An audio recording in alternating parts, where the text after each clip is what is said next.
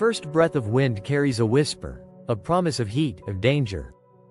The kind of heat that can transform the dry hillsides of Los Angeles into a glowing inferno in a matter of hours. It was a day just like this, in 2017, when the Thomas Fire swept through the region, becoming the largest wildfire in California's history at the time. The fire devoured over 280,000 acres of land, destroying homes and turning entire neighborhoods into ash. For many, it was a nightmarish, terrifying reality. But for others, it was simply another chapter in the ongoing battle with fire that has plagued this region for decades. But why, exactly, are wildfires like this becoming so much worse? It's not just the winds, or the dry summers, or even the brush that ignites so easily, it's something bigger. Something that's growing more intense with every passing year. As the world heats up, Los Angeles is caught between two powerful forces: climate change and urban growth. Together, they are fueling the flames in ways that nobody could have predicted. Let's rewind to 1910, when the U.S. Forest Service, led by a man named Gifford Pinchot, set out to tame America's forests. Pinchot believed that the government should manage the nation's wildlands to prevent uncontrolled blazes, focusing on fire suppression. This idea, though well-intentioned, planted the seeds for a bigger crisis decades down the road. For much of the 20th century, firefighting focused on putting out every fire, no matter how small, as quickly as possible. The result? An overgrowth of brush and trees in places that hadn't seen fire in generations. The forests weren't being allowed to naturally regenerate. The land became a tinderbox, waiting for the right conditions to spark a blaze, and those conditions were coming. Now, let's talk about the winds. The Santa Ana winds. When they blow through Southern California, they're like the breath of a dragon, hot and dry, sweeping over the hills and valleys with a fury that seems impossible to control. They can send a spark from a single discarded cigarette across miles of dry grassland in seconds. You might think, well, that's just nature, right? But here's where the plot thickens. Climate change is making these winds stronger, hotter, and more unpredictable. Experts are now warning that hotter temperatures and longer droughts mean that the chances of extreme wildfires will continue to rise. But it's not just nature that's feeding the flames. The sprawling growth of Los Angeles is also a major player. In the early 20th century, LA was a city of sandlots and citrus groves. But by the 1960s and 1970s, the population exploded.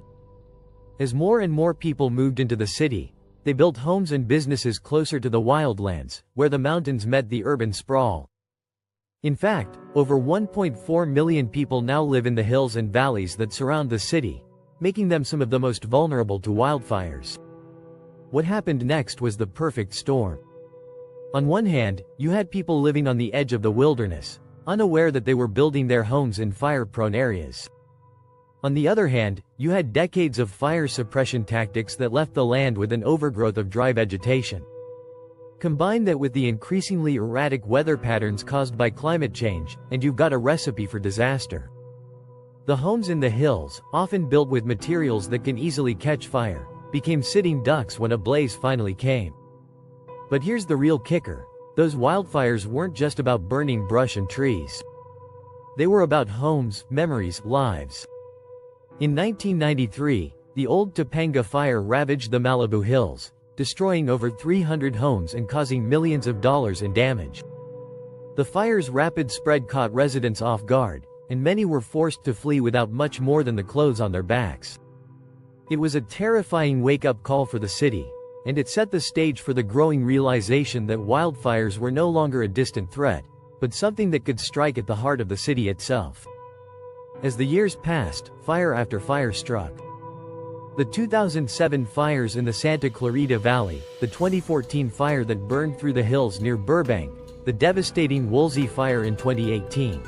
It became clear that wildfires weren't just happening in the remote wilderness anymore. They were creeping closer, pushing into suburban and even urban areas.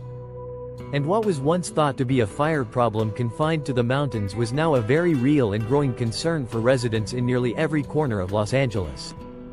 Yet, the city continued to grow. In 2019, Los Angeles welcomed over 4 million residents, expanding its footprint into areas once considered too dangerous to build upon. Homes were being built on hillsides and in canyons, often without proper fire prevention measures. The wildlands were no longer just a backdrop for the city, they had become an integral part of the urban sprawl.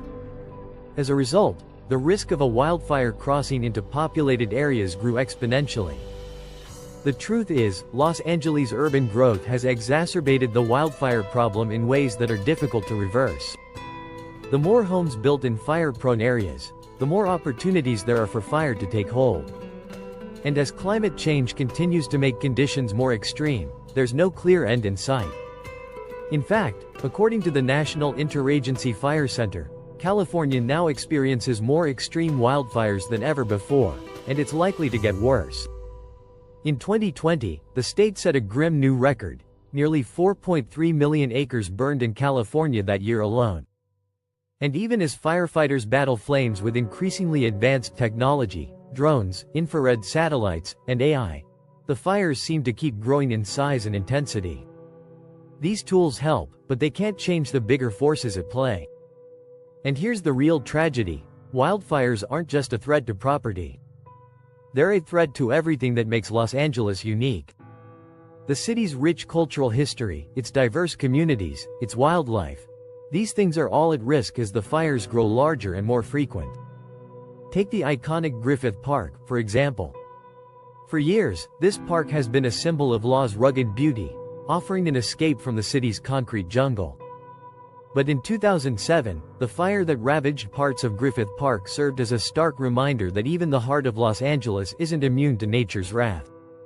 It's a sobering reality, and yet, there is hope.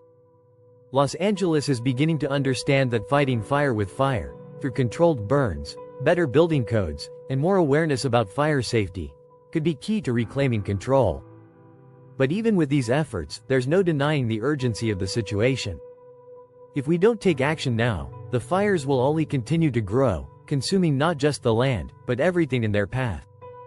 So, the question remains: what will Los Angeles look like in the future? Will it become a city that has learned to coexist with fire, or will it be forever at the mercy of flames that no longer respect the boundaries between urban and wild? The answer is still unfolding. But one thing is certain: the fires of the future won't be the same as those of the past. They'll be bigger. They'll be faster. And they'll demand a new way of thinking about both the natural world and the city that surrounds it. In Los Angeles, the fire is only just beginning.